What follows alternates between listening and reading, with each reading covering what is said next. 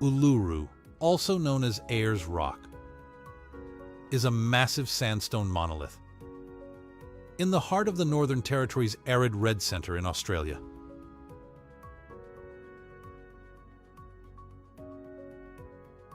Sacred to the indigenous Anangu people, Uluru is deeply embedded in Aboriginal lore and culture.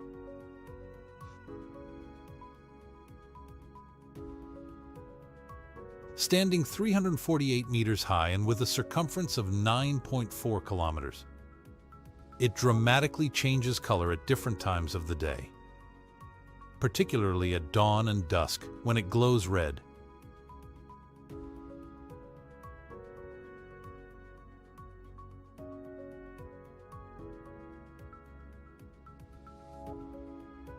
Geologically, Uluru is an inselberg, literally an island mountain, and is believed to have formed about 550 million years ago.